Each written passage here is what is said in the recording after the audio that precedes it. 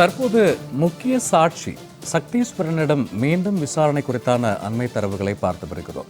Ajith தாக்கப்பட்டதை video எடுத்த முக்கிய சாட்சியாக விளங்கக்கூடிய சக்தீஸ்வரனிடம் மீண்டும் விசாரணையானது நடத்தப்பட்டு வருகிறது.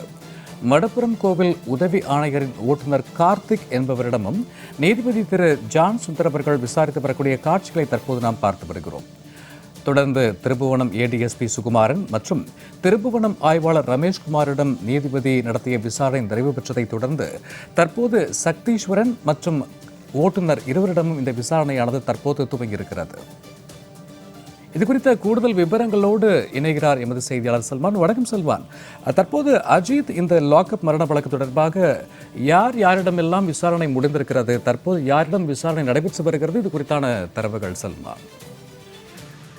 திருப்புவனம் அருகே மடப்புரம் கோவிலில் பாதுகாவலராக பணிபுரிந்த அஜித்குமார் நகை தொலைந்து போனது தொடர்பான வழக்கு விசாரணைக்காக அழைத்து சென்ற தனிப்படை காவலரினர் அவர் சட்டவிரோதமாக அஜித்து கொலை செய்திருக்கிறார்கள். இது தொடர்பாக 5 தனிப்படை காவல்துறையினர் கைது செய்திருக்கக்கூடிய நிலையில் இந்த வழக்கு நேற்று முன்தினம் மதுரை உயர்நீதிமன்ற அமர்வில் வந்தபொழுது அந்த வழக்கு தொடர்பான ஆவணங்கள் மற்றும் ஆதாரங்களை கைப்பற்றி தொடர்ந்து அதனை பாதுகாப்பாக வைக்கவும், அதே போன்று இந்த சாட்சிகளிடம் உரிய விசாரணை நடத்துவதற்காக மதுரை மாவட்ட 4வது கூடுதல் நீதிபதியாக இருக்கக்கூடிய ஜான் சுந்தர்லால் சுரேஷ் அவர்களை விசாரணை அதிகாரியாக நியமித்து உத்தரவிட்டிருந்தார்கள்.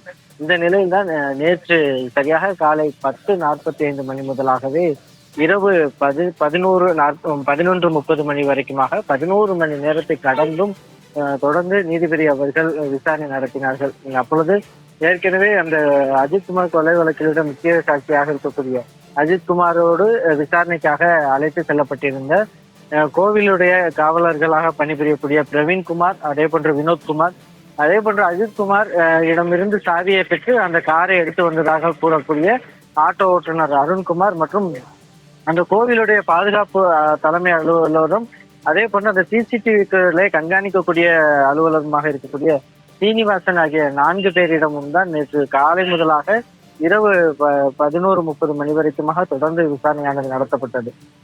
அந்த தினம் கூட நேற்றைய தினம் அந்த விசாரணைக்காக இந்த வழக்கினுடைய பிரதான சாட்சியாக இருக்கக்கூடிய கோவில் பணியாளராக அந்த சம்பவத்தை வீடியோ பதிவு செய்த சக்தீஸ்வரனும், அதே போன்று உதவி ஆணையருடைய ஓட்டுநர் கார்த்திக், அதே போன்று அந்த உதவி ஆணையர் அலுவலகத்தில் பணிபுரியக்கூடிய அலுவலர் பெரியசாமி உள்ளிட்டோரும் கூட வருகை தந்திருந்தார்கள். இந்த நிலையில் நேற்றைய தினம் 4 விசாரணை நடத்தப்பட்ட நிலையில் இன்று மீண்டும் அந்த சக்தீஸ்வரனுடைய அந்த வழக்கினுடைய பிரதானமான சாட்சியாக இருக்கக்கூடிய அந்த வீடியோ பதிவு செய்த அந்த கோவில் பணியாளராக இருக்கக்கூடிய சக்தீஸ்வரனிடம் தற்பொழுது நீதிபதி அவர்கள் விசாரணை நடத்தி வருகிறார்கள்.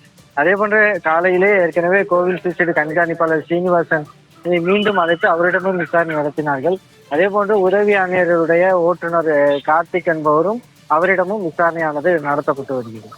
இந்த சக்தீஸ்வரனை பொறுத்த மட்டிலும் அந்த நேரடி சாட்சி, அந்த சம்பவம் தனிப்படை காவல்துறையினர் அஜித்குமாரை தாக்கியதற்கான நேரடியான பார்வையிட்டு வீடியோ பதிவு செய்த சாட்சியாக இருக்கிறார். இந்த உதவி ஆணையருடைய ஓட்டுநர் கார்த்திக் என்பவர் இந்த அஜித்குமாரை தாக்கிவிட்டு காவல்துறையினர் அவர்களை தனிப்படை காவல்துறையினர் தூக்கி வரும் பொழுது அவர் கீழே விழுந்து அவருடைய உடல் கீழே விழுகிறது. அப்பொழுது இவர் உதவி செய்து அவரை தூக்கி ஆட்டோவில் வைக்கிறார்கள்.